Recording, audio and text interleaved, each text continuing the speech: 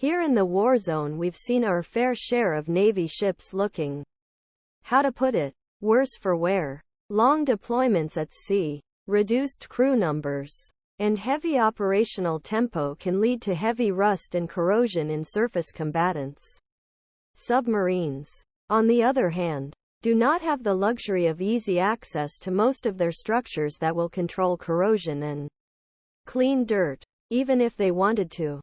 Ballistic missile submarines, whose mission is to find a hole in the ocean to hide in for long periods of time, spend little time on the surface regardless.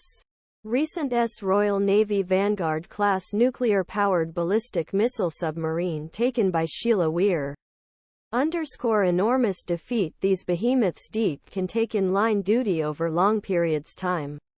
The missile boat looks like a sea monster emerging from a long sleep at the bottom of the ocean. Arrival photo of Pioneer-class SSBN, Faslane, Scotland, the 11th of September 2023. The photographs were taken as the Vanguard-class submarine returned to HM Naval Base Clyde, also known as Faslane, on the west coast of Scotland earlier today. It is still unknown which submarine of the Vanguard class this is and where it dared to go during its 6 months at sea. Secrecy surrounding the movements of these SSBNs is standard practice for the Royal Navy. A British SSBN patrols HM Naval Base Clyde at all times to ensure the country's second strike nuclear deterrent remains credible. What is immediately clear from the is how rough the submarine looks. The surface its hull is covered in a brownish-green color.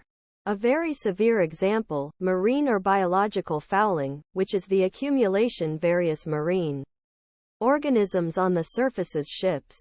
Although anti-fouling paints can be applied to help prevent this, a technique Royal Navy and UK Ministry of Defence continue to explore. But as pictures show, problem cannot be stopped completely. It should also be noted that most anechoic tiles of the fuselage are missing from S. This is typical following completion a long deployment. Anechoic tiles are designed to absorb sound waves of active sonar while also minimizing sounds emitted from the submarine to reduce likelihood of detection by passive sonar. In S. the rust areas formed under missing tiles are clearly visible. Missing anechoic tiles are visible on the submarine's outer hull.